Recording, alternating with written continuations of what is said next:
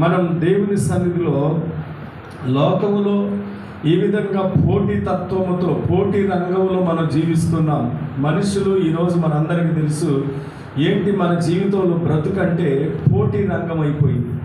ప్రతిదానికి ఈరోజు మనం పోటీ రంగంగా బ్రతుకుతూ ఉన్నాం. అవతలోళ్ళు కదిలితే మనకు ఇది ఉండాలి. మీ అందరికీ తెలిసిన మాటే చెప్తాను. అవతలోళ్ళలాగా మనం బ్రతకాలి అని అవతలోళ్ళలాగా మనం చూస్తే మనం ఎప్పుడు మనశ్శాంతిగా మనం బ్రతకలేము. ఇది మనందరికీ తెలిసిన మాటే గుర్తు చేస్తున్నాను. అవతలోళ్ళు అట్లా సంపాదించుకుంటున్నారు, వాళ్ళు అట్లా ఉన్నారు, నాకు అది లేదు అని మనం ఎప్పుడైతే అవతలోళ్ళు చూసి మనం పోల్చుకుంటూ ఉంటామో మనం మనశ్శాంతిగా మనం బ్రతకలేము. ఇది వాస్తవం, మనందరికీ తెలిసినటువంటిది. ఎప్పుడు మనం ఒకరికి కంపేర్ చేసుకోకూడదు, ఒకరికి మనం పోల్చుకోకూడదు. దేవుడు మనకి ఏది ఇస్తే అదే.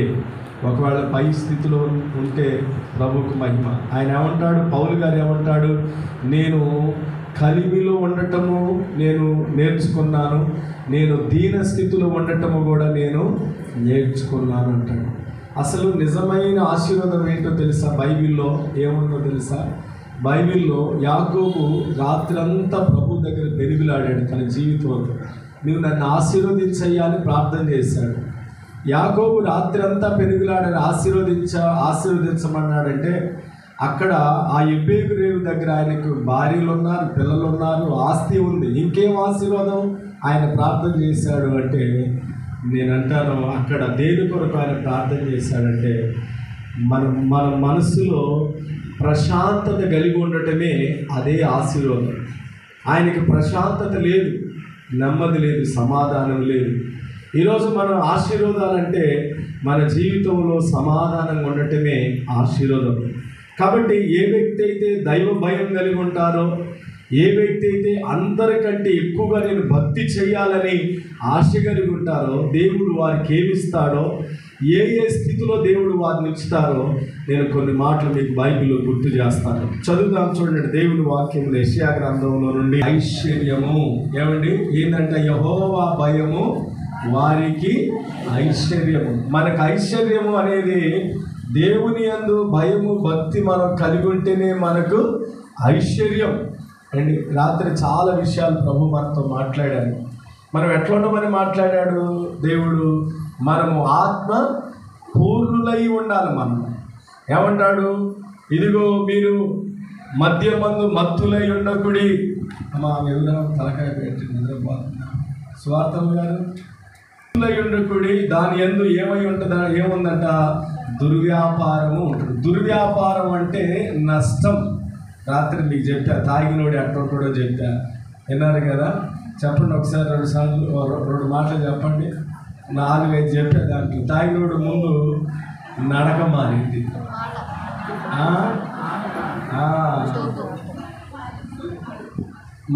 ఏంటది చూపు,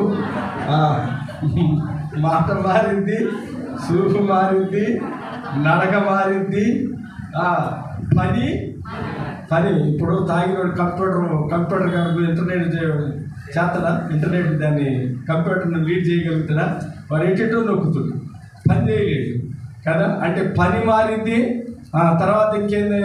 వాడి ఆలోచనలు కూడా, అంటే మాట అన్నదాన్ని కరెక్ట్గా ఏదేదో మాట్లాడుతుంటాడు. వాడి ఆలోచన కరెక్ట్గా దేనిలో మునిగిపోయాడు వాడంటే మధ్యంలో ఉన్నటువంటి వ్యక్తి. ఇప్పుడు అందుకనే మనము ఆత్మపూర్ణులుగా ఉంటే మన నడక, మన మాట, మన చూపు, మన యొక్క ఆలోచన, మన ప్రవర్తన అంతా కూడా మారింది. అందుకే మీరు ఏమై ఉండమని చెప్పాడు రాత్రి మనం విన్నాము.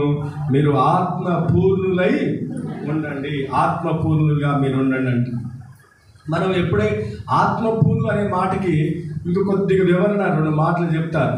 రాత్రి చాలా విషయాలు గుర్తు చేశాను. కొంతమంది ఆత్మపూర్ణులు అనే మాటకి ఏం అర్థం చేసుకుంటారంటే పరిశుద్ధాత్మ పొందుకుంటారు, వాళ్ళు ఏదో భాషలో మాట్లాడతారు, అదంటుంది ఆత్మపూర్ణులు, అది మన వల్ల కాని పనిలే కానీ అని అనుకొని ఇక దాని గురించి ఇక పక్కకు పెడతారు ఆ సబ్జెక్ట్ని.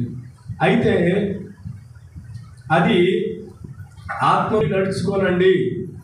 తర్వాత ఏమన్నాడు? క్రీస్తు పరిమళ వాసనగా మిమ్మల్ని ఉండటానికి, ఏ వాసనగా ఉంచడానికి మనల్ని? పరిమళం ఏంటంటే కంప్లీట్గా ప్రభువుని కలిగి ఉండటం మనలో. అంటే దేవుని వాక్యం ధ్యానం చేస్తూ. పౌలు శీలలు రాత్రి విన్నారు. ఎక్కడ పాటలు పాడారు వాళ్ళు? ఏ స్థితిలో పాడారు వాళ్ళు? దెబ్బలు కొట్టి వారి వస్త్రాలు లాగేసి కాళ్ళకు బొండాలు బిగించి అవమానపరచబడినప్పుడు వాళ్ళ హృదయంలో ఏది నింపబడిందంటే దేవుడు వాక్యం, దేవుడు నింపబడ్డాడు.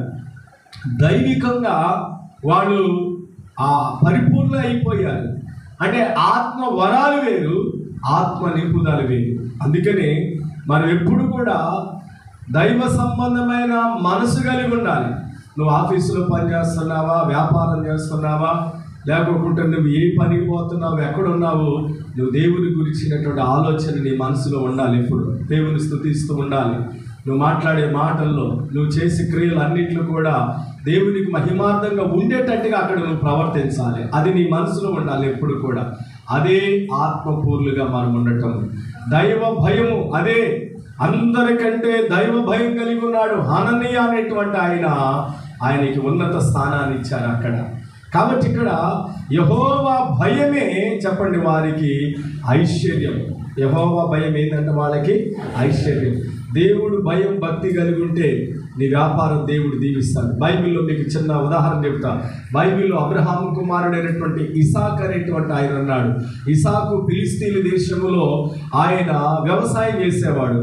విత్తనములు వేస్తే బైబిల్లో ఆయన గురించి రాయబడిన మాట ఏంటంటే ఆయన క్రమక్రమముగా అభివృద్ధి పొందాడంట. ఆయన చేసే పనిని దేవుడు ఆశీర్వదించాడు. వాళ్ళు కూడా అదే నీళ్లు, అదే భూభాగం, అదే విత్తనాలు, అదే మనుషులు, అదే పని చేస్తున్నారు. కానీ ఈయనకొచ్చినంత రాబడి, పంట దిగుబడి వాళ్ళకి లేదు.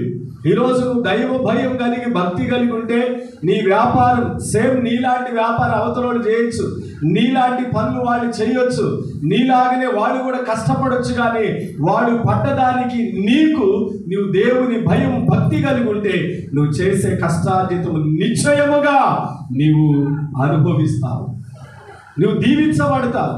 నువ్వు ఎప్పుడైతే దేవుని భయం భక్తి లేకోకుండా ఉంటుందో నీ దగ్గరకు వచ్చేటువంటి ఆ సంపద అంతా కూడా చినిగిపోయిన సంచిలో వేసినట్లుగా వ్యర్థంగా అది ఖర్చు అయిపోద్ది. ఏదో ఒక ప్రమాదాలు, ఏదో ఒక నష్టం, ఏదో ఒక రకమైనటువంటి పరిస్థితులు, లేకపోతే ఏదో ఒక రకంగా ద్వారాలు మూయబడతాయి. ఈరోజు ప్రియులారా, దైవ భయం కలిగి యెహోవా యందు భయం కలిగినటువంటి వారు ఎట్లుంటారంటే ఐశ్వర్యం. ఈ వాక్యం చదివాము, యెహోవా భయం, దేవుని యందు భయభక్తులు కలిగి ఉండటం మనకు ఆస్తి. నేను జనరల్గా ఒక 2-3 పేర్లు చెప్తా. దేవుని భయం